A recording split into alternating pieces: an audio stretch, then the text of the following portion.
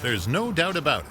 Harvest time on the prairies is an awesome experience. Mighty machines, in perfect sync, dot the landscape at all hours of the clock until the job is done. Out here, there's little chance of gridlock on your daily commute, especially when you live and work on a family farm. Let's head north and east along the highways and range roads about 30 minutes. Before you know it, we've arrived at the Wright-Angle Farm. I'm Leonard Wright. I'm a third-generation farmer in the Irricana district.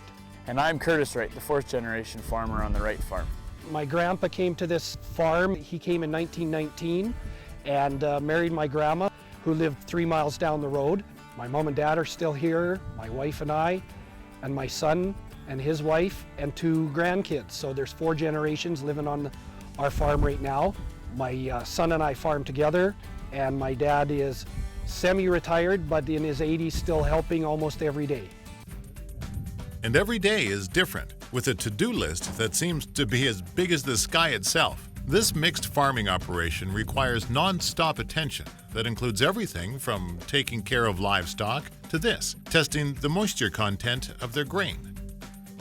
One of the things about being on a family farm like we are is the best thing about it is you're with family all the time, and the worst thing about it is you're with family all the time. We wake up in the morning, different houses. We all live in different houses. We intervene at the shop. We come up with a day's plan of what we're going to do that day, what needs to be repaired, what doesn't, what crop needs to go in. The great part about farming, and the thing that keeps me interested, is every day is different. And no 2 minutes are the same when you climb on board one of these colossal tools of the trade.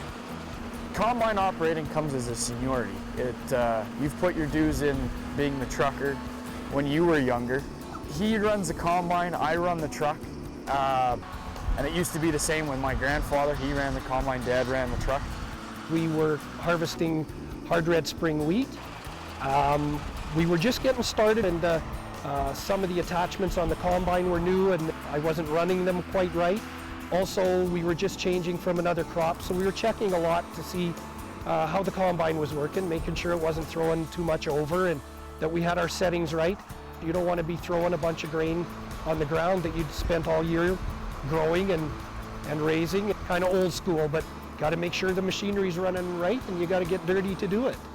Well, you're looking for throwover, cracks, all that stuff has to do with setting it. If your rotor's too fast, you can start to crack it. If your sieves and chaffer aren't set right, which is where the grain is sifted away from the raw material that comes out the back, if you have too much coming out the back, you're just basically throwing your money right out.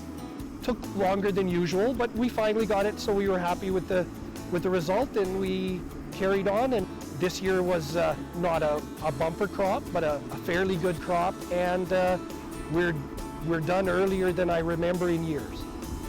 So we've got a couple bins behind us, one 10,000 and a couple other little ones to finish the fields off full of peas.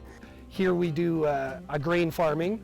We do oil seeds, canola. We've done flax. We do cereal grains. We've been 23 years of continuous pea growing, and I use them as part of my rotation. We don't have a lot of cattle, but range anywhere from 70 head to 100 head of cows. I worked off the farm for the part-time for the first 20 years of my farming career, and now that I'm farming with my son, he works off the farm quite a bit. Being a family farm, smaller farm, the retirement part is hard, so Grandpa was still involved, Dad's still involved, so my deal is I've got a trucking company, and the biggest part of the trucking company is my 95 Pete that has a 28 self-loading and unloading round bale picker on it.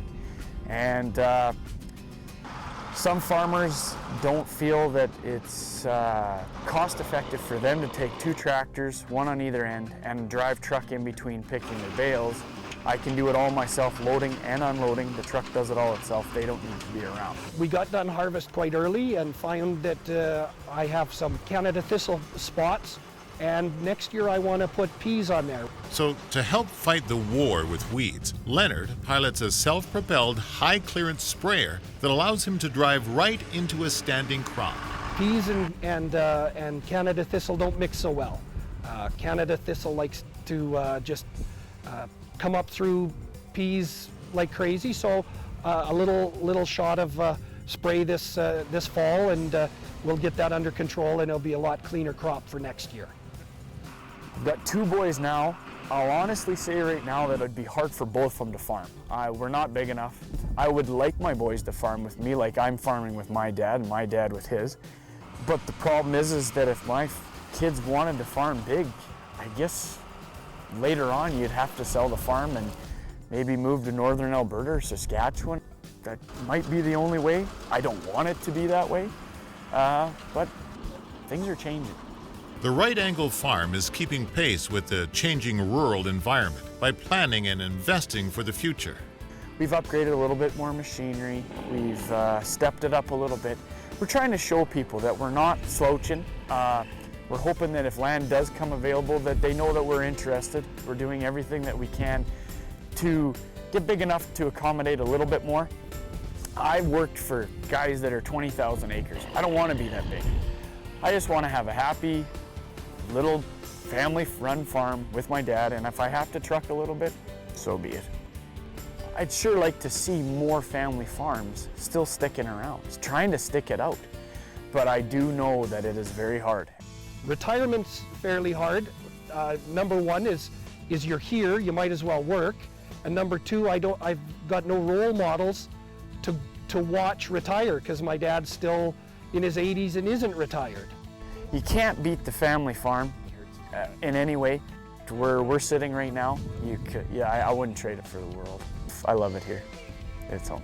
The connection between the family and farm is a time-honored tradition, and it's clear that the Wright-Angle Farm has the right stuff to carry on for many years.